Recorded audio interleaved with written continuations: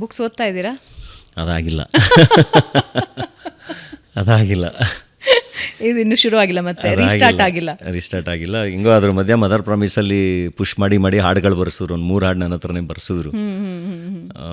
So ಅವಾಗ ಹಬ್ಬ ಸದ್ಯ ಇನ್ನೂ ಖಾಲಿ ಆಗಿಕ್ಕಿಂತ ಮುಂಚೆ ಇನ್ನೂ ಜಾಸ್ತಿ ಓದಬೇಕು ಅಂತ ಅಂದ್ಕೊಂಡೆ. ಓಕೆ, ಯಾವುದು ಕಾಡಿದ್ದು ಪುಸ್ತಕ ಯಾವುದು ನಿಮ್ಮನ್ನು? ಜೀವಮಾನಕ್ಕೊಂದು ಯಾವುದಾದ್ರೂ ಒಂದು ಪುಸ್ತಕ ಕಾಡುತ್ತೆ ಅಂದರೆ ಮಲಗಳಲ್ಲಿ ಮದುಮಗಳು ಬಹಳ ಇಷ್ಟ ನನಗೆ. ಆಮೇಲೆ ಕುಸುಮಬಾಲೆ ಬಹಳ ಇಷ್ಟ.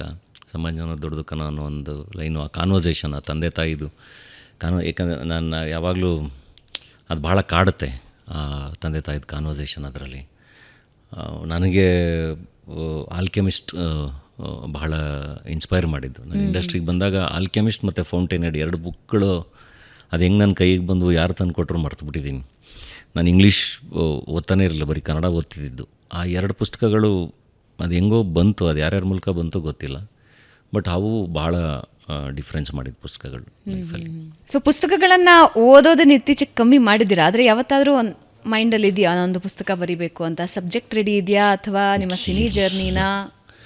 ಯಾಕೆಂದರೆ ಪುಸ್ತಕ ಓದೋರಿಗೆ ಬರೆಯೋ ಆಸೆ ಇದ್ದೇ ಇರುತ್ತೆ. ಪುಸ್ತಕ ಬರೀಬೇಕು ಇಲ್ಲ, ಅದಕ್ಕೆ ಏನೋ ಒಂದು ಹೇಳ್ಬೇಕು ಅನಿಸ್ದಾಗ ಹಿಂಗೆ ಹಾಡುಗಳ ಮೂಲಕ ಹೇಳ್ತಾ ಇರ್ತೀನಿ.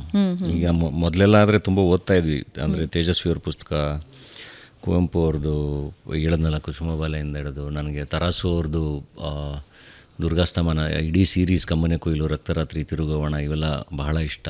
ಪರ್ವ, ಅಂದರೆ ಎಲ್ಲ ಥರದ್ದನ್ನು ಓದ್ತಾ ಇದ್ದು ಅದನ್ನು ಡಿಸ್ಕಸ್ ಮಾಡ್ತಾ ಇದ್ವಿ ಎಲ್ಲ. ಅದೊಂದು ಬೇರೆ ಥರ, ಅಂದರೆ ಸ್ಟೇಜ್, ಈ ಕಡೆ ರಂಗಭೂಮಿ, ಈ ನಾಟಕಗಳು, ಇದು ಎಲ್ಲ. ಯಾರಿದ್ರು ಬೆಸ್ಟ್ ಬಡ್ಡಿ ಪುಸ್ತಕಗಳ ಬಗ್ಗೆ ಕಾನ್ವರ್ಸೇಷನ್ಗೆ? ಎಲ್ಲ ನಮ್ಮ ಇಡೀ ಟೀಮೇ, ಎಲ್ಲರೂ. ಆ್ಯಂಡ್ ನಮ್ಮದು ಇಡೀ ಒಂದು ರಂಗಭೂಮಿ ತಂಡ ಇತ್ತಲ್ಲ, ಸೊ ಹಂಗೆ ಅದು ಭಾಳ ಮಜಾ ಇತ್ತು.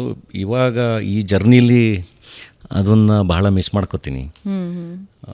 ಬಟ್ ಬರೀಬೇಕು ಅನ್ನೋದೆಲ್ಲ ಏನಿಲ್ಲ. ಈ ಫೆಟಾಲ್ ಬರೀಬೇಕು ಅಂದರೆ ನನಗೆ ಅಂದರೆ I have A script, cinema ಆಗಿ ಅದನ್ನು ಜನಕ್ಕೆ ಹೇಳಬೇಕು ಅಂತ. ಜಯನಗರ 4th ಬ್ಲಾಕ್ ನಾನೇ ಬರೆದಿದ್ದು, ನನ್ನ ಅನುಭವಗಳನ್ನೆಲ್ಲ ಇಟ್ಕೊಂಡು. ಅದಾದಮೇಲೆ ಮತ್ತೆ ನಾನು ಬರೆದಿದ್ದೀನಿ, ಇಲ್ಲ ಅಂತಲ್ಲ. ಅದನ್ನು ಸಿನಿಮಾ ಆಗಿ ನಾನು ಹೇಳೋಕ್ಕಾಗಿಲ್ಲ. ಆ್ಯಕ್ಟ್ರಾಗಿ ಕೆಲಸ ಮಾಡ್ತಾಯಿದ್ದೀನಲ್ಲ, ನನಗೆಲ್ಲರೂ ನನ್ನ ಫ್ರೆಂಡ್ಸ್ ಎಲ್ಲ ಹೇಳ್ತಾನೆ ಇರ್ತಾರೆ, ಅದು ಚೆನ್ನಾಗಿದೆಯಲ್ಲ, ಅದು ಒಂದು ಸರಿ ಡೈರೆಕ್ಟ್ ಮಾಡಿಬಿಡು ಅಂತ. ಬಟ್ ನಿರ್ದೇಶನ ಭಾಳ ದೊಡ್ಡ ಕೆಲಸ, ಅದು ಬೇರೆ ಕ್ರಾಫ್ಟ್, ಅದಕ್ಕೊಂದು ಬೇರೆ ಮೈಂಡ್ಸೆಟ್ ಬೇಕು, ಭಯ ಆಗುತ್ತೆ. ಖಂಡಿತ ಯಾವುದಾದ್ರೂ ಒಂದಿನ ಅದನ್ನು ಒಂದು ಕಥೆಯಾಗಿ ಹೇಳ್ತೀನಿ ಸಿನಿಮಾ ಮೂಲಕ. ನಿರ್ದೇಶಕರಾಗಿನೇನಾ? ಅದೊಂದು ಬಾಕಿ ಇದೆ, ಅದೊಂದು ಮಾಡೋಣ ಅಂತ ಟ್ರೈ ಮಾಡೋಣ. ಈಗ ನಾವು ಎಲ್ಲರೂ ಒಪ್ಸೋಕ್ಕಾಗಲ್ಲ, ಬಟ್ ಐ ಥಿಂಕ್ ಎಲ್ಲೋ ಒಂದು ಕಡೆ ಶುರು ಮಾಡಬೇಕಲ್ಲ. ಆ್ಯಂಡ್ ಇಷ್ಟು ವರ್ಷ ಸಿನಿಮಾದಲ್ಲಿ ಕೆಲಸ ಮಾಡಿದ್ದೀವಿ, ಎಲ್ಲ ಮಾಡಿದ್ದೀವಿ. ಸೊ ನಾವು ಏನೇನು ತಪ್ಪುಗಳು ಮಾಡಿದ್ದೀವಿ ಎಲ್ಲ ಗೊತ್ತಿದೆ, ಹೆಂಗೆ ಗೆದ್ದಿದ್ದೀವಿ, ಹೆಂಗೆ ಸೋತಿದ್ದೀವಿ, ಎಲ್ಲ ಅನುಭವಗಳು ಇರೋದ್ರಿಂದ ಸೊ ಒಂದು ಕಥೆನ ಭಾಳ ಚೆನ್ನಾಗಿ ಹೇಳ್ಬೋದು ಅನ್ನೋ ಒಂದು ನಂಬಿಕೆ ಇದೆ.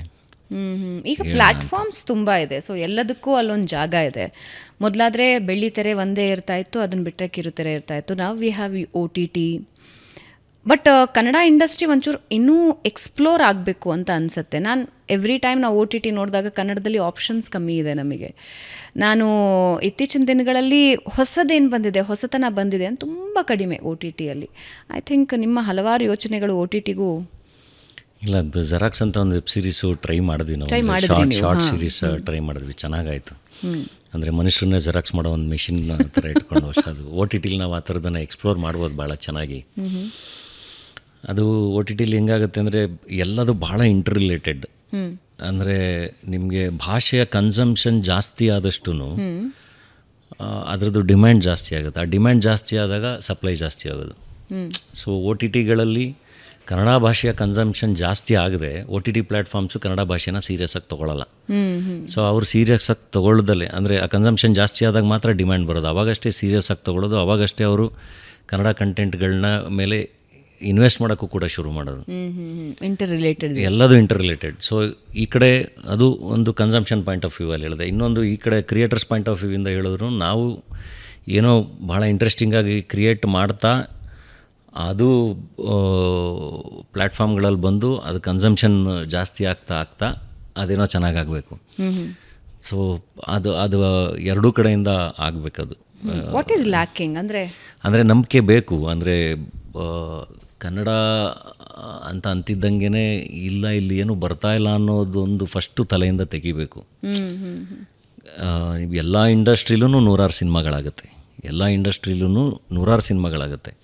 ನಿಮಗೆ ಅಲ್ಲಿಯ ಬೆಸ್ಟ್ ಮಾತ್ರ ಇಲ್ಲಿ ಸಿಗ್ತಾ ಇರುತ್ತೆ, ಹಾಗೆ ಇಲ್ಲಿಯ ಬೆಸ್ಟ್ ಮಾತ್ರ ಬೇರೆ ಕಡೆ ಸಿಗ್ತಾ ಇರುತ್ತೆ. ಸೊ ಎಲ್ಲ ಕಡೆನೂ ಬರೀ ಒಳ್ಳೆ ಸಿನಿಮಾಗಳೇ ಬರುತ್ತೆ ಅಂತ ಏನಿಲ್ಲ. ಎಲ್ಲ ಇಂಡಸ್ಟ್ರಿಲೂ ಎಲ್ಲ ಥರದ ಸಿನಿಮಾಗಳು ಬರ್ತಾ ಇರುತ್ತೆ. ಸೊ ಫಸ್ಟು ನಾವು ಕನ್ನಡ ಅಂತಿದ್ದಂಗೆ ಚೆನ್ನಾಗಿರಲ್ಲ ಅನ್ನೋ ಒಂದು ನೋಷನ್ನ ತೆಗಿಬೇಕು ಫಸ್ಟ್. ಅದು ನಮಗೆ ಇದೆಯಾ ಅಥವಾ ಬೇರೆಯವ್ರಿಗಿದೆಯಾ?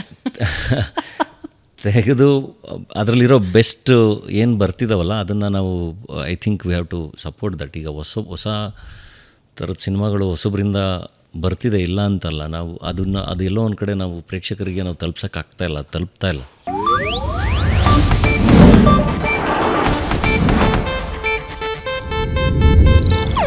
ಇದು ಏಷ್ಯಾನೆಟ್ ನ್ಯೂಸ್ ನೆಟ್ವರ್ಕ್ ಪ್ರಸ್ತುತಿ.